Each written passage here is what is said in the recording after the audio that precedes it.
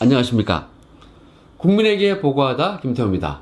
오늘은 예고 드린 바와 같이 쪽집게 김태우 수사관 대예언, 이것이 뭔지 한번 알아보겠습니다. 여러분, 어제 태풍이 지나갔는데 모자가 날아갈 정도로 바람이 강했습니다. 하지만 우리는 지금 다른 태풍에 직면해 있습니다.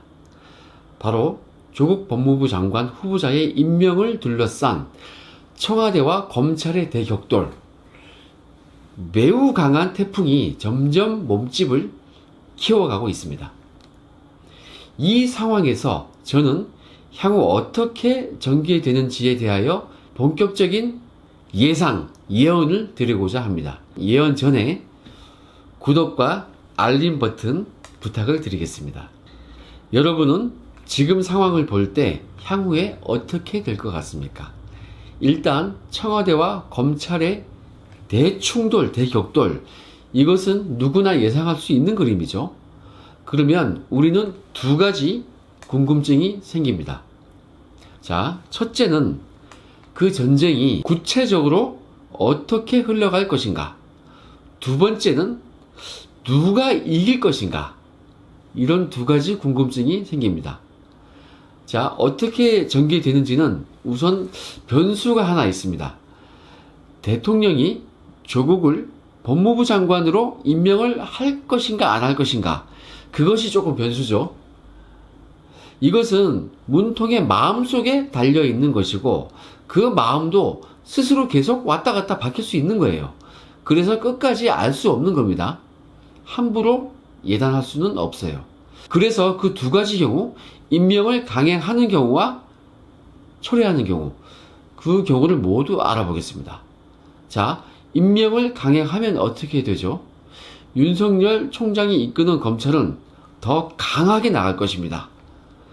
제가 그분 잘 알기 때문에 분명히 더 확고한 마음을 가지고 수사를 강하게 할 것으로 생각이 됩니다. 그 충돌의 규모와 강도는 더 커지는 겁니다. 만약 임명을 강행하지 않으면 어떻게 되겠습니까? 조국이 낙마하면요, 검찰은 물론 조금 수사가 약해질 수도 있겠지만은 저는 그렇게 생각하지 않습니다.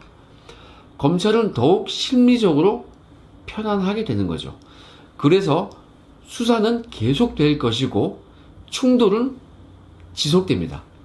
즉, 대통령이 임명을 강행하는지 안 하는지 그 여부는 충돌의 강도와 검찰의 반발의 정도의 차이가 있을 뿐이지, 진실을 향한, 팩트를 향한 검찰의 그 강행군은 계속될 것입니다. 예정된 충돌은 계속될 수밖에 없는 구도입니다. 자, 그러면 첫 번째 본론으로 들어가서 어떻게 전개될 것인지를 살펴보겠습니다. 제가 누차 말씀드렸다시피 윤석열 총장의 검찰은 좌고우면하지 않습니다. 진실, 사실관계를 확인하기 위해서 무조건 앞만 보고 달려가게 되어 있습니다. 매우 단호하고 강하게 진실을 향해 달려갈 것입니다.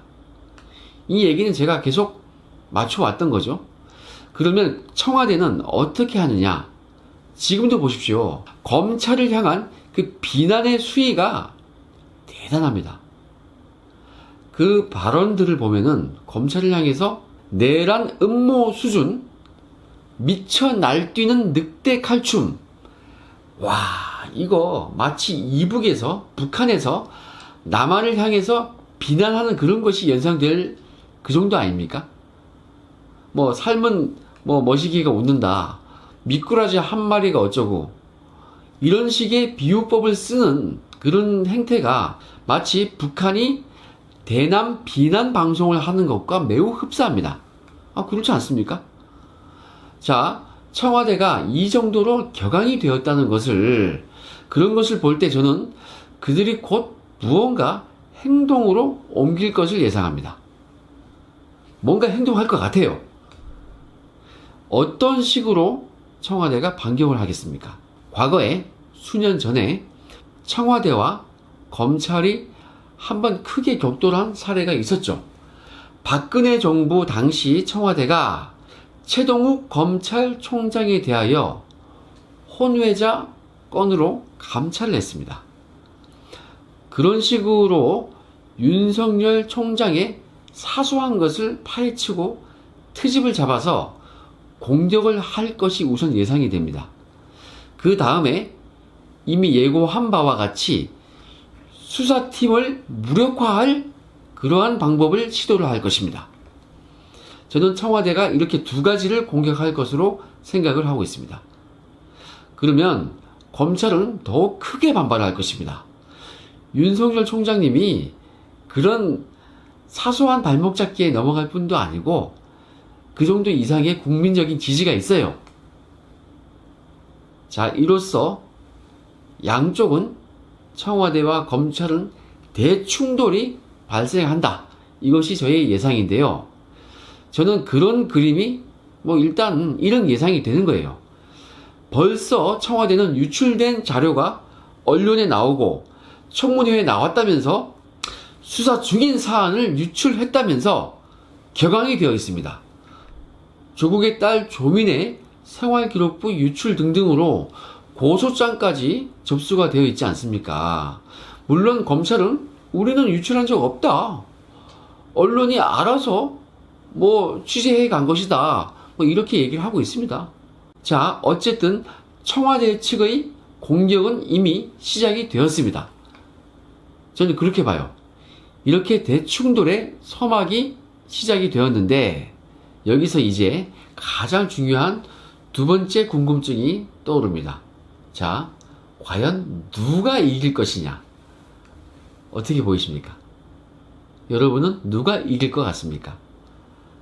자, 과거 박근혜 청와대와 최동욱 검찰총장의 전쟁에서는 누가 이겼습니까? 예, 일단 청와대가 이겼습니다. 자, 그럼 이번에는 누가 이기겠습니까? 청와대가 이길까요? 아닙니다. 저는 검찰이 압승을 할 것으로 예상합니다. 자, 과거와는 달리 이번에는 왜 검찰이 이길까요? 이것이 오늘 제 예상의 핵심입니다. 여러분, 싸움을 할 때에는 누가 이깁니까? 예, 일단 힘이 센 사람이 이깁니다. 근데 체격이 좋고 파워가 센 사람이 이긴다는 것은 그 심판자가 없을 때 하는 얘기입니다. 막 싸움이 아니고 뭔가 승부가 있는 게임, 그런 게임의 규칙이 있고 심판자가 있을 때에는 이야기가 달라집니다. 이런 경우 명분이 있는 쪽이 이깁니다. 과거 청와대와 최동욱의 싸움에서는 최동욱 총장이 혼외자 문제 등 도덕성의 상처를 입었습니다. 그러니까 청와대가 최동욱 총장을 감찰을 할 명분이 있었던 거죠. 감찰 결과 낙마했습니다. 다들 아실 거고요. 청와대에 이겼죠, 그때는. 그런데 지금은 어떻습니까? 누구에게 명분이 있습니까? 네, 언론도 그렇고요. 당연히 검찰에게 명분이 있습니다. 지지를 받고 있습니다. 그래서 검찰이 이긴다고 저는 예상을 하는 것입니다. 힘은 청와대가 세겠지만 일단 검찰도 만만치 않은 법적인 테두리 내에 힘이 있습니다. 게다가 싸움의 정당성과 도덕적인 명분이 검찰에 있단 말입니다. 검찰은 조국 일가에 여러 가지 의혹이 있고 일부 사실로 드러났기 때문에 조국의 배우자를 먼저 기소를 했죠. 그런 상태이고 추가 혐의가 많이 있기 때문에 그것을 더 확인하고 조사하여 구속영장까지 청구할 기세입니다. 그리고 무엇보다 이 싸움은 심판이 있습니다. 스포츠 경기에서는 어느 한쪽이 명분이 없고 반칙을 하면은 경고와 벌점이 있고 제재가 가해집니다. 그 심판자는 누구이고 그 벌칙은 무엇입니까? 예, 심판자는 우리 국민이고 벌칙은 여론과 투표입니다. 선거입니다. 총선과 대선에서 누구에게 투표하는지 그 중요한 심판이 남아있는 것입니다. 그래서 명분이 중요하고 명분 없이 함부로 힘으로 밀어붙일 수 없는 것입니다. 그것이 막싸움과 게임 규칙이 있는 그런 스포츠와의 차이가 있는 것입니다. 지금은 막싸움이 아니고 게임의 법칙이 있는 스포츠입니다. 자, 그럼 조금 더 세밀하게 예상을 해보겠습니다. 검찰은 청와대를 공격할 무기가 아주 많습니다. 즉, 조국 일가에 대한 수사만 잘하면, 자신의 본연의 임무만 잘 수행하면은 그걸로 최대의 공격이 되는 것이고, 또한 그것이 최선의 방어가 되는 것입니다. 원칙에 충실하면 이기는 거예요. 조국 일가의 범죄가 확인되고 그것이 드러날수록 누군가가 구속되는 등의 가시적인 성과가 나오면 나올수록 검찰의 공격은 심판자에게 더욱 효과적으로 어필이 될 것입니다. 자, 그러면 청와대의 공격 무기들을 한번 살펴보겠습니다. 조금 전에 말씀드린 대로 과거 최동욱 총장의 사례와 같이 청와대는 윤석열 검찰총장 개인을 공격하는 것이 예상이 됩니다. 그런데요, 이것은 절대 효과적인 무기가 될 수 없어요. 왜냐하면 자기 눈을 스스로 찌르는 그런 형국입니다. 우리 윤석열 총장님 임명되실 때 지금의 한국당에서 극렬히 반대를 했었죠. 오히려 지금 청와대와 여당이 적극 찬성했었습니다. 윤석열 총장이 적임자라는 논리와 근거를 청와대와 여당이 댔습니다. 그런데 그렇게 말했던 여권이 스스로 윤석열 총장 개인을 공격하면요, 자기 욕하는 거예요. 자기 얼굴에 침 뱉깁니다. 스스로 모순이 되는 것입니다. 그 또한 심판자인 국민의 눈에는 여론상으로는 정말 논리도 없고 근거도 없고 양심도 없는 그런 사람들로 보일 것입니다. 무조건 자기 말이 옳다고 얘기하는 것밖에 안 돼요. 자기들이 훌륭하다고 해놓고는 자신들의 공격을 당하니 이제 와서 훌륭하지 않다? 이렇게 되는 상황 아닙니까? 그래서 윤석열 총장 개인을 공격하는 것은 스스로 데미지를 입히는 자해 행위가 되는 것입니다. 자, 그럼 가장 유력해 보이는 청와대의 공격을 분석해 보겠습니다. 이게 참 중요합니다. 지금 언론을 보면은 청와대는 검찰의 수사 상황을 유출했다는 것으로 공격하고 있습니다. 그런데 이것도 실무자가 아닌 검찰총장이 구체적인 수사 상황과 증거 자료를 유출할 리가 있겠습니까? 그걸로 검찰총장을 공격하기는 어렵습니다. 효과도 없어요. 결국 청와대는 수사팀, 특수부를 공격할 것으로 예상이 됩니다. 그래서 윤석열 총장에게 해당 특수부를 수사 내지 감찰하라고 하는 거 아닙니까?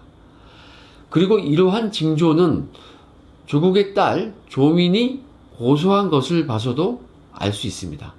무엇보다 중요한 것은 조국 후보자의 검찰 개혁을 운운하는 것으로 보아서도 알 수 있습니다. 청문회 당시 조국은 검찰 개혁, 특히 검찰 특수 수사권을 축소하는 데 동의하느냐는 금태섭 의원의 질문에 전적으로 동의를 한다고 말했습니다. 조국은 자신 일가의 수사와 수사권을 거래하지 않겠다, 이렇게 얘기를 했었죠. 조국이 장관으로 임명되면 거래 안 하겠다, 그런 핑계로 특수수사를 대폭 줄이려고 시도를 할 것이고 수사팀을 와해할 가능성이 있는 것입니다. 이러면요, 검찰 개혁을 명목으로 자신을 수사하는 특수부를 와해하려고 시도할 가능성이 있다는 것입니다. 지금 청와대와 여권들은 색다른 골목이라서 최악의 상황에서는 욕을 먹더라도 그렇게 시도할 가능성도 있습니다. 이러면 싸움은 좀 되겠는데요. 여러분, 이것도 쉽지는 않습니다.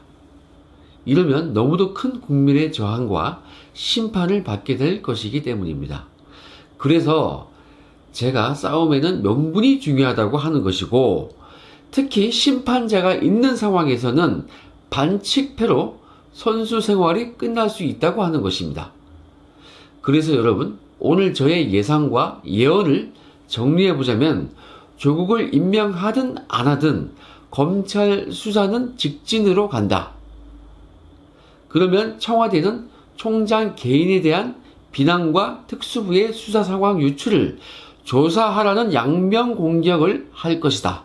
검찰은 오로지 조국 일가의 수사와 구속 기소, 이러한 수사 성과로 승부를 걸 것이다. 그리고 여당의 게이트로 번진다면은 검찰의 넉아웃 승리가 된다.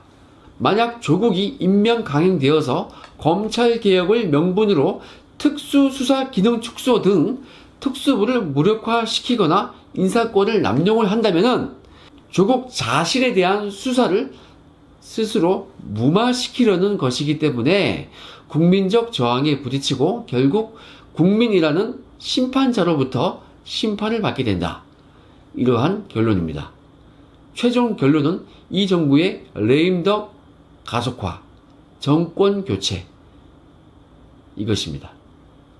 그래서 저는 어떤 경우이든 우리 검찰이 승리할 것으로 예상을 하고 있습니다. 저의 이 예상 어떻게 보십니까? 여러분 보시기에 기분 좋은 예상입니까? 그랬으면 좋겠습니다. 저의 이 기분 좋은 예상이 적중하기를 바라면서 내일 더욱 좋은 방송으로 찾아뵙겠습니다. 오늘 방송 여기까지 하겠습니다. 감사합니다.